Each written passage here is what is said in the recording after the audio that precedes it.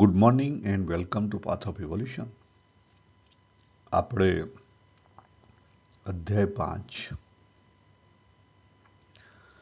એની ઉપર 6થા શ્લોકથી લઈ અને 11મા શ્લોક સુધી જે ભગવાને વાત કરી છે કે અલગ અલગ માર્ગનો ઉપયોગ કરી વ્યક્તિ છે એ નવા કર્મના બંધનો ઊભા થતા અટકાઈ શકે છે, પાપમાંથી મુક્ત થઈ શકે છે અને પરમાત્માની પ્રાપ્તિ થાય છે. આજે અલગ અલગ રસ્તા બતાવ્યા, એના આપણે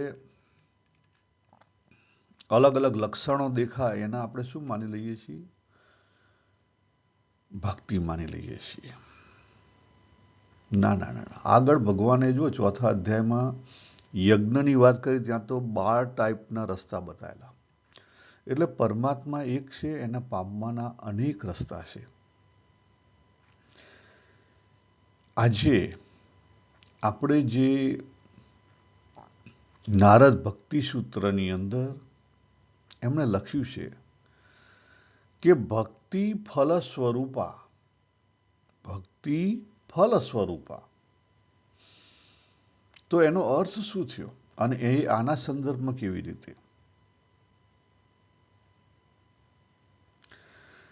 તો અહીંયા સ્ક્રીન ઉપર જે દેખાય છે 7મો શ્લોક, ભગવાને જે ક્વોલિફાઈડ માણસ છે એના લક્ષણ બતાયા. કેવો હોવો જોઈએ? વિશુદ્ધ આત્મા, વિજિત આત્મા, જીતેન્દ્રિય. એની ઇન્દ્રિયો સંતુષ્ટ હોવી જોઈએ, ગમે ત્યાં રખડતી ના હોવી જોઈએ.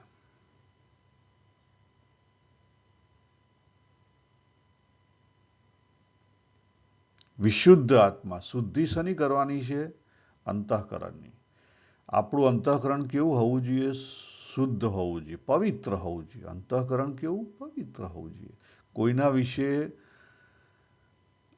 દ્વેષ, ધૃણા ના હોવી જોઈએ અને કોઈના વિશે રાગ પણ ના હોવો જોઈએ. એટલે રાગ અને દ્વેષથી મુક્ત હોવું જોઈએ.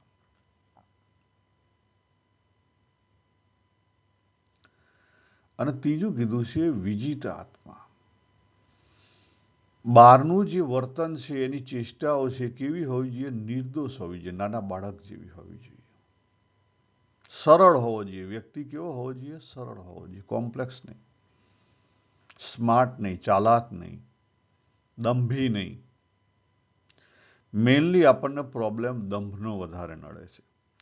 પછી આ જ વાત અહીંયા કેટલાક લોકો એમ કહે છે કે આ કર્મનો માર્ગ છે. It's okay, fine.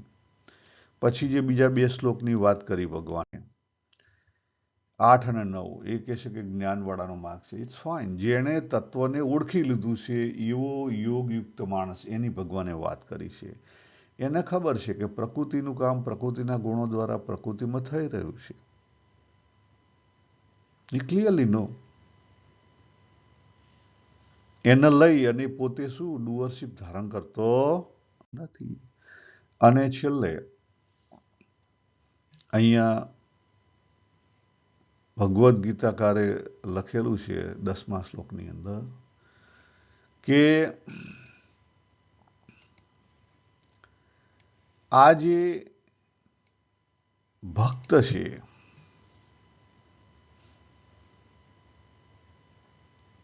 એણે એના બધા કર્મો ક્યાં અર્પણ કરેલા છે? ભગવાનમાં. અને આસક્તિ નથી. આજે આ જે શ્લોક છે 5મા અધ્યાયનો 10મો શ્લોક, ભક્તિ, આપણે ભક્તિ માર્ગ કહીએ છીએ, એને થોડીક સમજવાનો જરૂર છે. આ ઉપાસના ભક્તિનો માર્ગ છે. ખ્યાલ આવે? ઉપાસના ભક્તિનો માર્ગ છે, ભક્તિ નહીં. ભક્તિને આપણે થોડીક અલગથી સમજીએ. આજે નરસિંહ મહેતા લો, તમે રમણ મહર્ષિ લો, રામકૃષ્ણ પરમહંસ લો, મીરાબાઈ લો, ભગવાન ચૈતન્ય મહાપ્રભુ લો, ભગવાન બુદ્ધ લો, નિષ્કુળાનંદ સ્વામી લો, આ દરેક ભગવાનની નજીકના અથવા ભગવાનનું તત્વ છે એને ઓળખેલા એવા મહાન પુરુષો ગણી શકાય. બરાબર.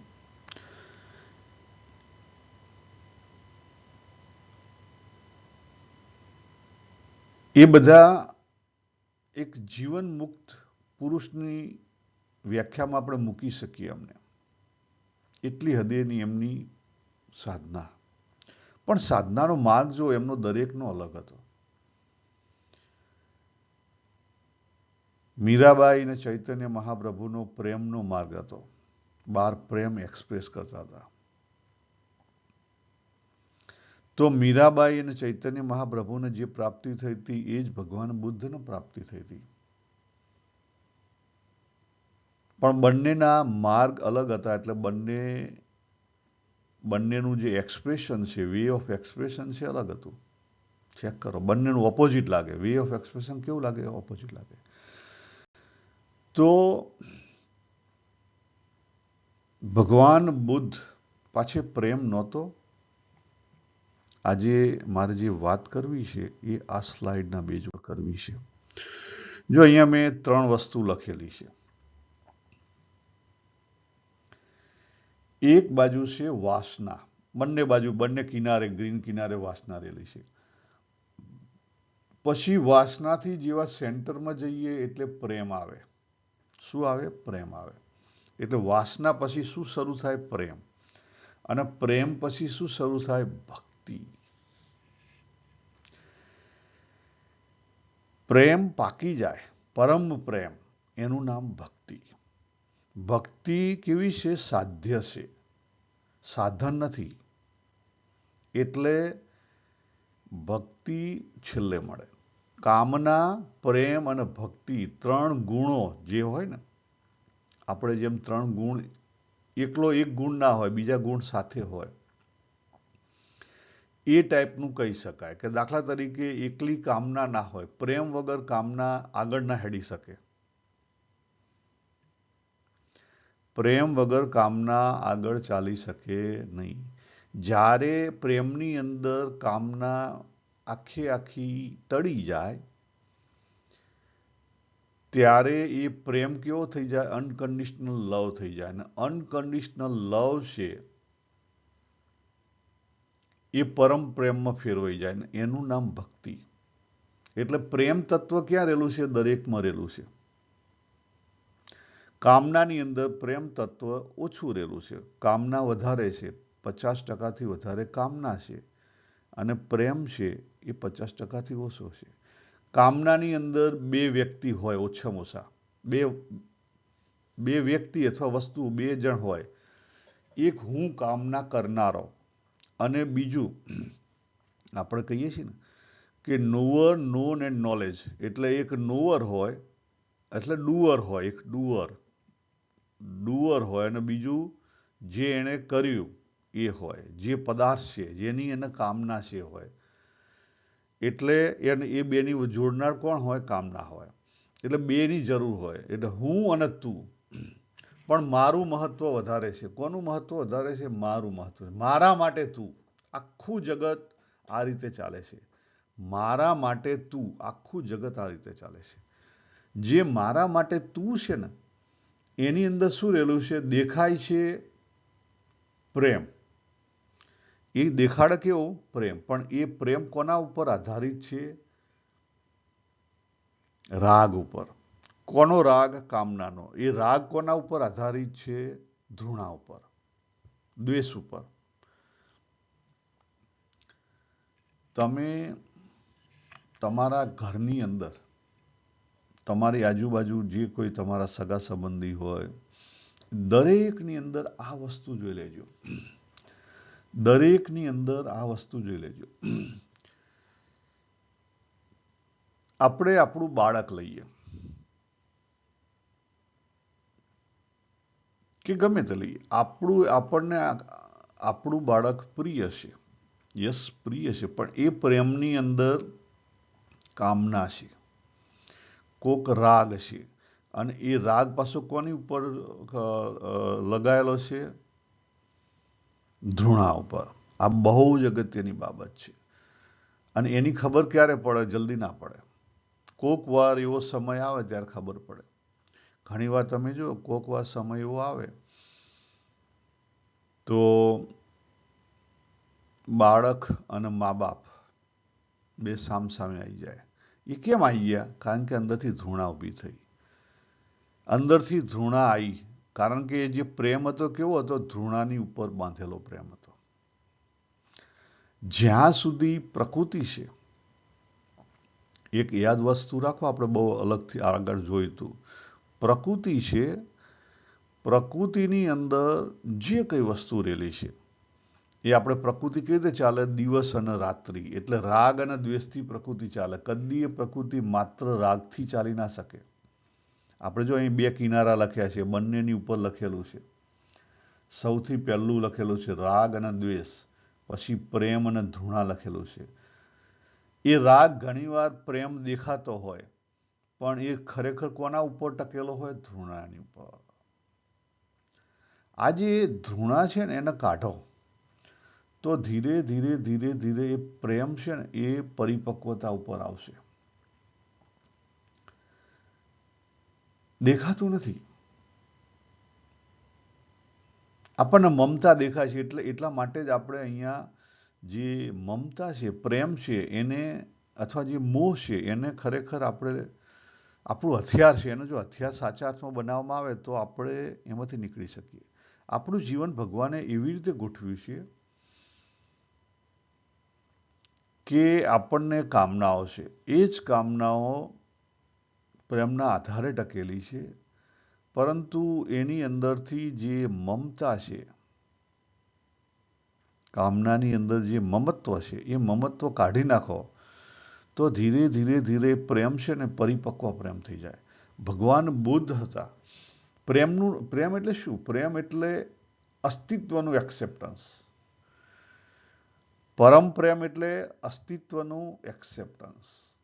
કોઈ પણ વ્યક્તિ, વસ્તુ, પરિસ્થિતિ પ્રત્યે ધૃણા ના ઊભી થાય. જો ભગવાન બુદ્ધ હતા,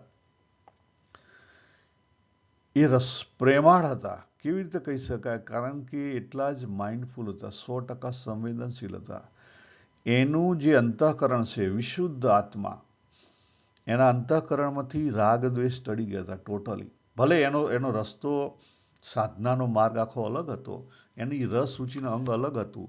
એટલા માટે એની ભક્તિ તમને પ્રેમાળ ભક્તિ ના દેખાય, પણ પ્રેમાળ ભક્તિનો માર્ગ એ જ સાચો માર્ગ. એટલે ઉપાસના ભક્તિનો માર્ગ એ તમારો માર્ગ છે, એ ભૂલો છો તમે. ઉપાસના ભક્તિનો માર્ગ સિલેક્ટ કરવો એ તમે સિલેક્ટ ના કરી શકો. કેમ? આગળ આપણે જોયું હતું, જેની રસ રુચિના અંગ, આપણે થોડાક આગળ વધીએ, જેની રસ રુચિને અંગ જે પ્રમાણેના હોય એ પ્રમાણેનો એને માર્ગ સિલેક્ટ કરવો પડે. આપણે આગળ જોયું હતું. કારણ કે આખા બંધનો કોણે ઊભા કરેલા છે? આપણે પોતે. અને પ્રકૃતિ કેવી છે એ પણ આપણે આગળ સમજ્યા હતા. બરાબર. પ્રકૃતિની અંદર કોઈ પણ વસ્તુ થાય ને, એ જે આ દેખાય ને અહીંયા ફુવારો ઉડે એટલે તમે જોજો કેવી રીતે ખબર પડે કે તમારો પ્રેમ સાચો છે અને પ્રકૃતિનો પ્રેમ છે. ખ્યાલ આવ્યો? કે કામના ભરેલો પ્રેમ છે. એક જ વસ્તુ. તમે અહીંયા નીચે છો 8 ઉપર, આપણે લોલક 8થી ચેનનું જોયું હતું ને, એ 8 ઉપર છો અહીંયા. બરાબર. ફુવારો નીચે એ આપણે રેડ પેનથી જોઈએ. અહીંયા તમે અહીંયા છો. તમારું બાળક કે જે કોઈ વ્યક્તિ, કે કોઈ તમારી ગર્લફ્રેન્ડ કે બોયફ્રેન્ડ કે લવર, જે કોઈ હોય, કે મા બાપ, જે કોઈ હોય, જેની પ્રત્યે તમને પ્રેમ હોય એની ઉપર એપ્લાય કરો. તમને પૈસામાં પ્રેમ હોય, જેની પ્રત્યે પ્રેમ હોય, તમને ક્યાંક જવામાં, ટૂરમાં પ્રેમ હોય, બધા લોકો લખતા હોય છે ને, એ પ્રેમની તમે ચેક કરો. તમને ખાવા પીવામાં હોય તો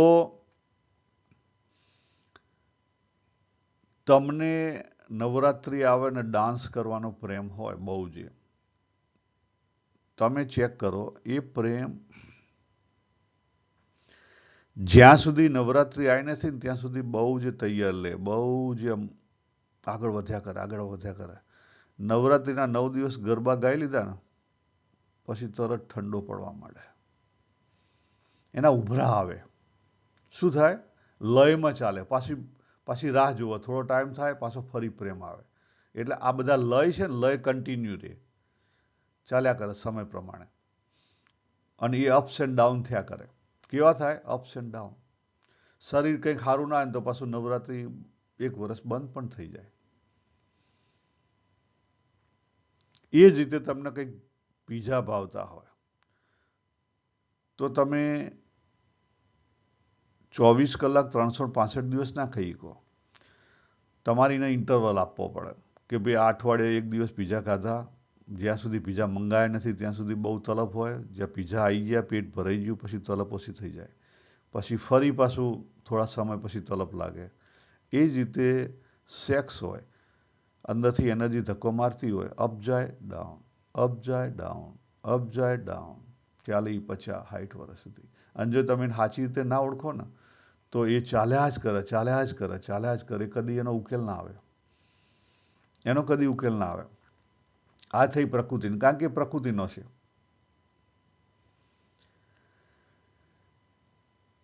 અને જો સાચો પ્રેમ હોય કોઈ પણ વસ્તુ બાબતે તો પછી એ પ્રેમ પાછો ના આવે. એને ઉદય થતા વાર લાગે, પણ એકવાર ઉદય થયો પછી એ વિસ્તાર થયા કારણ કે પરમાત્મા અનંત છે. આટલો ફેર છે, યાદ રાખો. તમે જાતે ચેક કરી શકો છો, એમાં કંઈ કોઈની કહેવાની જરૂર નથી. અને જેવો અનંત પ્રેમ ચાલુ થયો તો સમજી લો કે તમારી ભક્તિ સાચી. એટલે પહેલું શું જોવાનું? પહેલો માર્ગ આપણે એ જોવાનો કે મારી પર્સનાલિટી કઈ છે, મને કયું ગમે છે. બીજી વસ્તુ જોવાની કે હું ક્યાં સલવાયેલો છું. હું પદાર્થમાં સલવાયેલો છું, હું ભોગમાં સલવાયેલો છું, હું ત્યાગમાં સલવાયેલો છું, હું માનમાં સલવાયેલો છું, હું પોલિટિક્સમાં સલવાયેલો છું, એસેટમાં સલવાયેલો છું. ક્યાં સલવાયેલો છે જુઓ. હું દેહમાં હલવાયેલો છું, સમાજમાં હલવાયેલો છું, સ્વામિનારાયણમાં હલવાયેલો છું કે હિન્દુનિઝમમાં હલવાયેલો છું. એ પણ પકડશે, યસ પકડશે. તમે જ્યારે અનુયાયી બની જાઓ, ફોલોવર્સ ઓલવેઝ બ્લાઇન્ડ હોય. આપણે આગળ કથા કરેલી છે, અહીંયા નહીં લઈએ, પણ ફોલોવર્સ ઓલવેઝ બ્લાઇન્ડ હોય. એટલે જે ફોલોવર્સમાં ગયો એ પણ રાગ અને દ્વેષમાં જાય. પોતાનું હોય એમાં રાગ માને અને બાકીનું બીજું બધું છે એમાં દ્વેષ હોય ને ધૃણા હોય. એટલે એનો પ્રેમ છે કોની ઉપર ટકેલો હોય? ધૃણા ઉપર. અને એ શું થાય? ગમે ત્યારે ખરી જાય.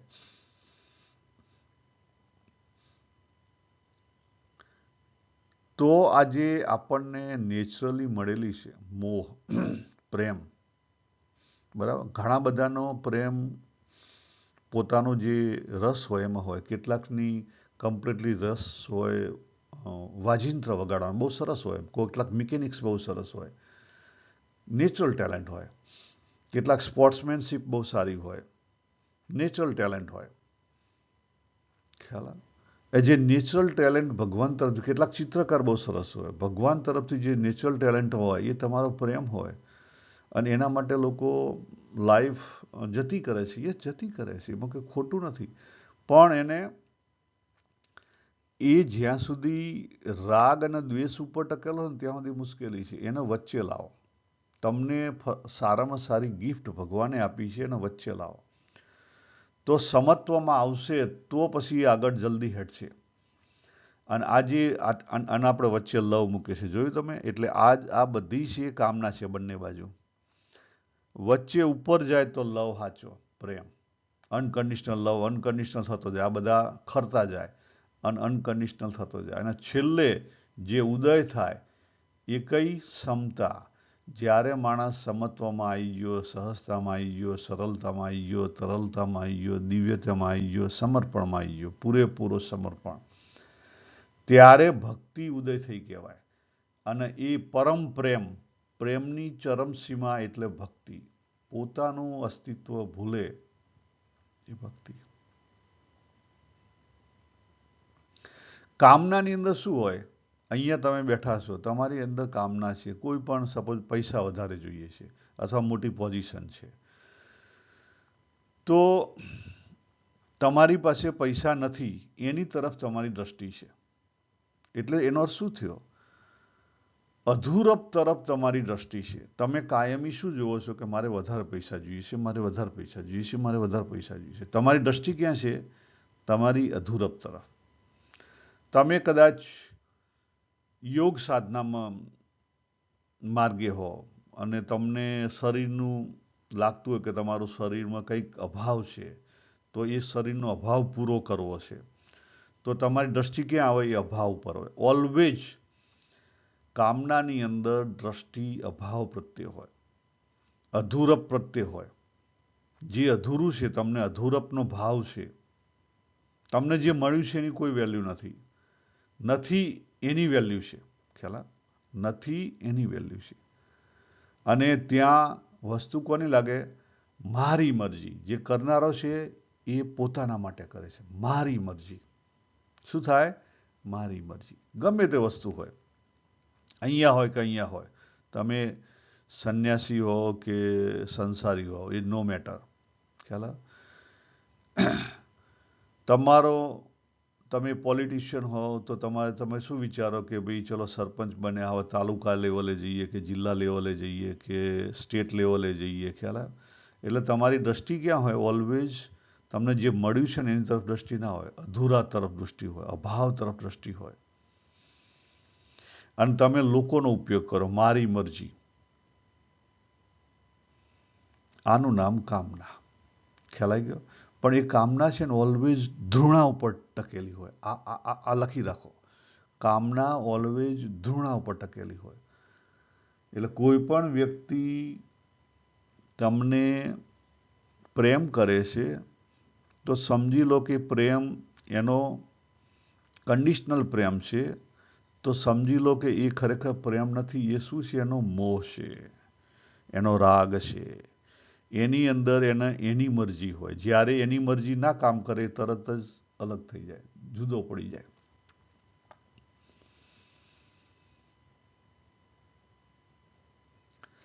પ્રેમની અંદર જે વચ્ચે આવ્યો સમત્વમાં, ધીરે ધીરે સમત્વની નજીક આવ્યો, આ જે વ્યક્તિ છે સમત્વની નજીક આવ્યો, બ્રાઉન, તો એનામાં શું આ વધે? એનામાં કામના ઘટે અને પ્રેમ વધે. એટલે એ મોટા ભાગે શની ઉપર ફોકસ કરે? પ્રેમીની મરજી, નોટ મારી મરજી, તારી મરજી. બીજું એનામાં શું હોય? અધૂરપનો ભાવ ના હોય, પણ જેટલું મળ્યું છે ને એની તરફ એને દ્રષ્ટિકોણ હોય. ભલે દેખાય નહીં, જે મળ્યું છે પૂર્ણ છે. ખ્યાલ? એટલે પૂર્ણતા વધે અને જે મળ્યું છે એમાં સંતોષ વધે. સંતોષ અને પૂર્ણતા વધે અહીંયા નજીક આવો એટલે. અને પછી આટલે આવો એટલે ઉપર હેડવા માંડે પ્રેમ, ઉપર હેડવા માંડ્યો. અને એ પ્રમાણે ઉપર ઝટતો જાય ત્યારે પૂર્ણતાને પામે. ત્યારે શું થઈ જાય? ભગવાનની મરજી. કોની મરજી? ભગવાનની મરજી. એને કોઈના પ્રત્યે મારી ને તારી નીકળી જાય. મારી અને તારી નીકળી જાય. પ્રેમીની પણ નીકળી જાય. તમે ભગવાનને પ્રેમી તરીકે સ્વીકારતા હોય ને ડ્યુઆલિટી હોય તો મુશ્કેલી. કારણ કે સામે અત્યારે તો ભગવાન છે નહીં.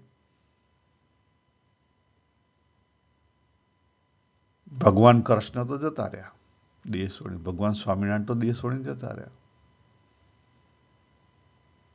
એટલે પરમાત્માની મરજી કઈ તો પછી? ખ્યાલ આવે?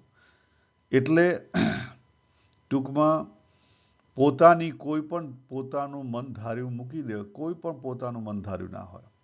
પોતે પોતાની રીતે જેમ ભગવાન જીવન જીવવા દે એ પ્રમાણે જેમ છે તેમ 100% એક્સેપ્ટન્સ હોય ભગવાનનું. અંદરથી પૂર્ણ શાંત હોય. અંદરની શાંતિ એ મુખ્ય હેતુ છે. અંદરથી જો અધૂરપ છે તો ગયા. અંદરથી પૂર્ણતા છે એ સાચી પૂર્ણતા. એટલે પૂર્ણતાનો ભાવ આવે. આપણે આગળ વચનામૃત ગઢડા પ્રથમનું 25મું લીધેલું. પૂર્ણતાનો ભાવ, પૂર્ણતાનો ભાવ અંદરથી ઉદય થાય, ભક્તિ અંદરથી ઉદય થાય, આભાર અંદરથી ઉદય થાય, અહોભાવ અંદરથી ઉદય થાય. અને આ બધી વસ્તુ ઉદય થાય ને અંદરથી, એટલે શું થઈ જાય? પછી શબ્દ ના રહે. શબ્દ બધા અધૂરા છે, મૌન આવી જાય. એટલે આપણે જે કંઈ માર્ગ અપનાવીએ છીએ, બધા માર્ગ કેવા છે? સાધનાના માર્ગ છે. કોઈ કર્મને પ્રેફરન્સ પહેલું આપતું હોય, કોઈ વૈરાગ્યને આપતું હોય, કોઈ ધ્યાનને આપતું હોય, ખ્યાલ, કોઈક સેવાને આપતું હોય, કોઈ જ્ઞાનને આપતું હોય, કોઈ ઉપાસના ભક્તિને આપતું હોય. પણ પૂર્ણતાનો ભાવ આવે, અધૂરો ટળી જાય. જો નિષ્કુળાનંદ સ્વામીના ઘણા બધા પ્રસંગો છે અને કાવ્યો પણ છે. એની અંદર આ પૂર્ણતાનો ભાવ આવે. એમાંનો એક પ્રસંગ તમને કહું. સ્વામીની ઉંમર થઈ ગયેલી હતી ને ધોલેરામાં હતા. ધોલેરા એટલે એ વખતે હાવ ખારો પાઠ, હાવ ખારો પાઠ, મેક્ઝિમમ મુશ્કેલી જીવન જીવવાની. અને ત્યાં બાળ ઝાડની નીચે બેઠા હતા અને ગરમી નીકળેલી બરાબર શરીરે. તો અંદર સ્વામિનારાયણ ધૂન ચાલતી હતી મંદિરમાં. પછી એક છોકરો બહાર નીકળ્યો એટલે સ્વામીએ પૂછ્યું કે લા અંદર આ ધૂન શની ચાલે છે? એટલે કે આ સ્વામી તમને શરીરે બહુ દુઃખ પડ્યું છે, તો ભગવાન સ્વામિનારાયણને અમે પ્રાર્થના કરીએ છીએ, અમે પ્રાર્થના કરીએ છીએ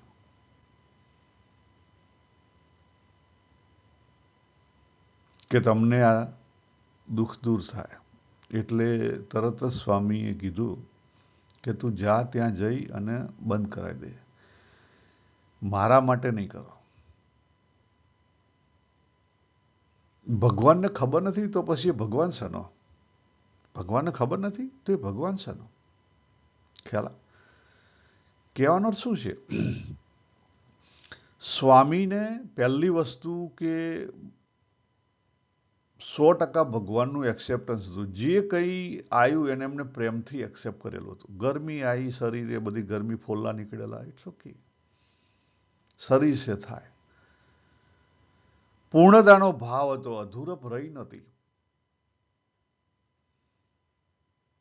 એટલે ભલે બહાર બેઠા હતા પણ એ ભગવાનની ભક્તિમાં હતા, એ ભગવાનની ભક્તિમાં હતા. અને અંદર જે ધૂન કરતા હતા, પ્રાર્થના કરતા હતા, એ ભગવાનની ભક્તિમાં નહોતા. 100% હા, નહોતા. પ્રાર્થના અંદરથી ઉદય થાય, પ્રાર્થના બહાર ના કરવાની હોય. આપણે શું કરીએ છીએ? આપણે જઈ અને ભગવાન જોડે માગીએ છીએ, એને આપણે કહીએ છીએ કે પ્રાર્થના. એ તો કામના થઈ. તમે ભગવાનને જઈને માગો, એ તો કામના થઈ, એ પ્રાર્થના ક્યાંથી થઈ? આપણે એને પ્રાર્થના સમજીએ છીએ, બરાબર, અને પ્રાર્થના માનીએ છીએ. દરેકમાં એવું છે. ના ના ના, એ ખોટી બાબત છે. સાચી પ્રાર્થના કરવાની ના હોય, અંદરથી ઉદય થાય અને માણસ શું થઈ જાય? અહોભાવમાં આવી જાય, આભારની દ્રષ્ટિમાં આવી જાય. ત્યારે પ્રાર્થના ઉદય થાય અને માણસ કેવો થઈ જાય? એનો ઈગો ટળી જાય. એટલે ડિવોશન આવી જાય. શરણાગતિ તો આવે. શરણાગતિ કેવી હોવી જોઈએ? ગદગદ શરણાગતિ હોવી જોઈએ. માગણની નહીં, માગણે ગદગદ કરતું હોય, માગણની નહીં. એને આભારની શરણાગતિ હોવી જોઈએ અને અહોભાવની શરણાગતિ જોઈએ. ઓહો હો હો, હું અહીંયા છું, એ તાર મોટો મોટો મોટો મોટો આભાર. ભલે ને શરીરે ફોલ્લા નીકળ્યા હોય, ગમે તે થયું, ઇટ્સ ઓકે.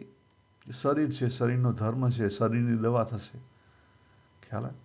અપૂર્ણતા નહીં, સહેજ પણ અપૂર્ણતા છે, ગયા.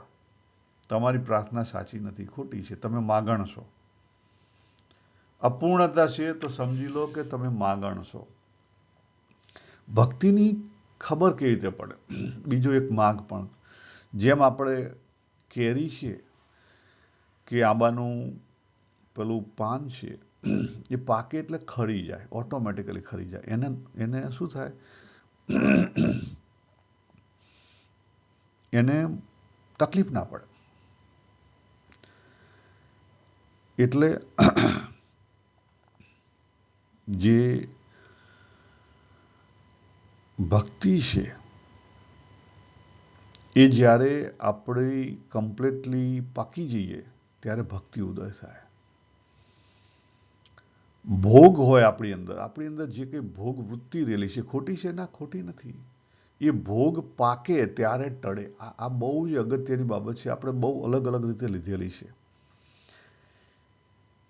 એનર્જીને બેલેન્સ કરવાની આપણે બહુ અલગ અલગ રીતે લીધેલી છે.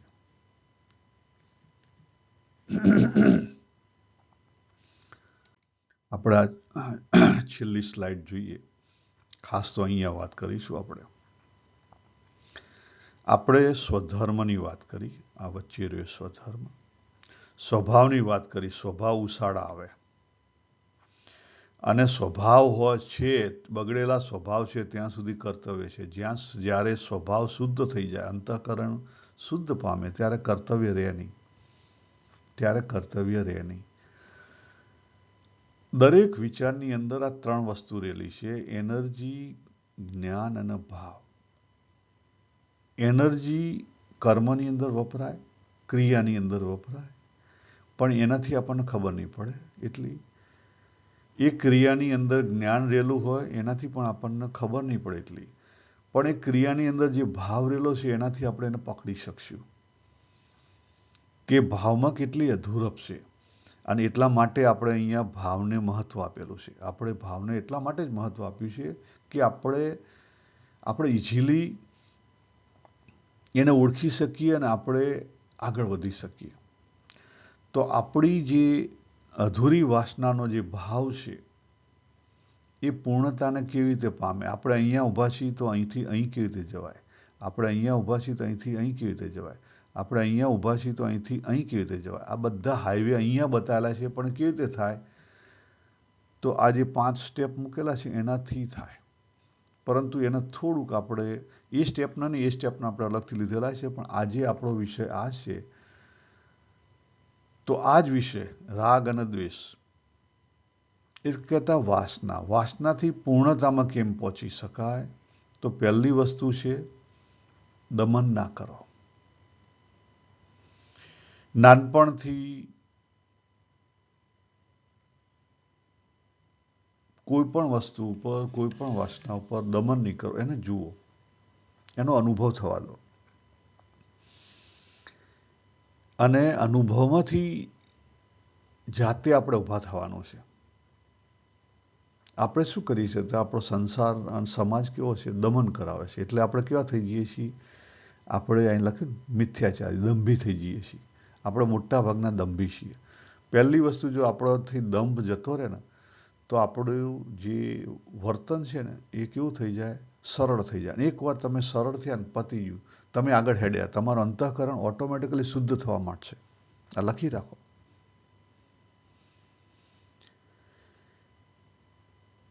કામ, ક્રોધ, લોભ, મોહ, અજ્ઞાન, મૂઢતા, આ બધી વસ્તુ છે ને, આ બધી વસ્તુ અધૂરપ છે. અધૂરપના કારણે છે.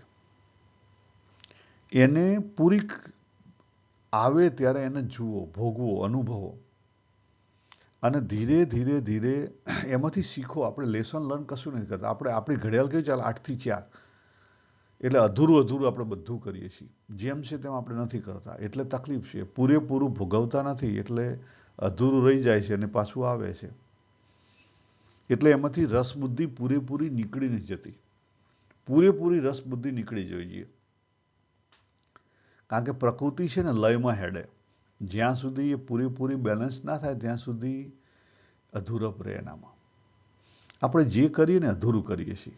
મંદિરનું કામ હોય, જોબ હોય, સંસાર હોય, જે કંઈ હોય, બધું અધૂરું કરીએ છીએ. આપણી અંદર ભાવ કેવો છે? અધૂરો છે. મંદિરમાં સભામાં બેઠા હોઈએ કે ભગવાનના મંદિરમાં પગે લાગવા ગયા તો જોબના વિચાર ચાલતા હોય, સંસારના વિચાર ચાલતા હોય, બધું ક્યાંક બહાર જ હોઈએ. 100% નથી હોતા. બીજી વસ્તુ, ભિખારીની માફક માગવા ગયેલા હોઈએ છીએ. ક્યાં હોય છે? ભિખારીની માફક માગવા ગયેલા હોય. આપણી પ્રાર્થના ભિખારીના આંસુ છે. આપણી પ્રાર્થના ભિખારીના આંસુ ના હોવા જોઈએ. કોના જેવા હોવા જોઈએ? મીરા, ચૈતન્ય, નરસિંહ મહેતા એના જેવા હોવા જોઈએ. તમે પ્રાર્થના કરો તો એના જેવી હોવી જોઈએ. જો નરસિંહ મહેતા, અખિલ બ્રહ્માંડમાં એક તું શ્રીહરિ જુજવે રૂપે ભાષે, દરેકનું એક્સેપ્ટન્સ હોવું જોઈએ. જે છે મને મળે એવું ના હોવું જોઈએ.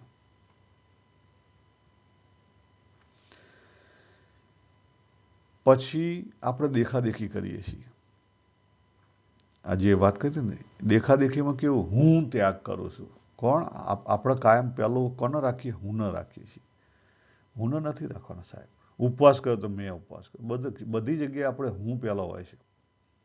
ના ના ના, હું નથી રાખવાનો. ત્યાગ કરવાનો નથી, ત્યાગ થઈ જવો જોઈએ. ઓટોમેટિકલી થઈ જવો. જે આપણે આગળ જોયું હતું ને, ઇન્દ્રિયો કેવી હોવી જોઈએ? પૂર્ણતાને પામે એટલે ફરે નહીં, જાય નહીં. એટલે ત્યાગ થઈ ગયો એનો શું થયો? નિરોધ. પૂર્ણ શું?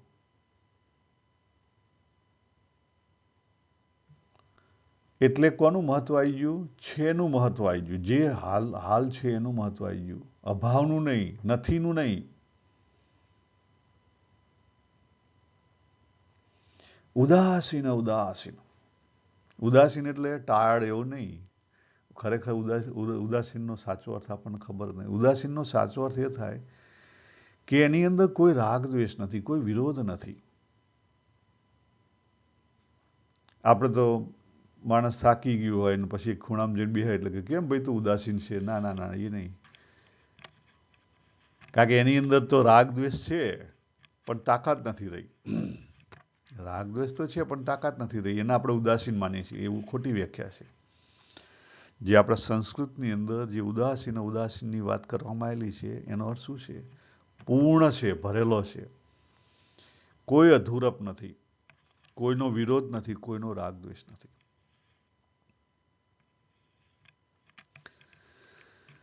તો સાધક અવસ્થામાં આપણે શું કરવાનું છે? યસ, સાધક અવસ્થામાં આપણે આપણું જે પ્રકૃતિ સ્વભાવ છે એને ઓળખી અને એ મુજબ આપણું જે કંઈ કર્તવ્ય છે એને ઇમ્પ્લિમેન્ટ કરવાનું છે.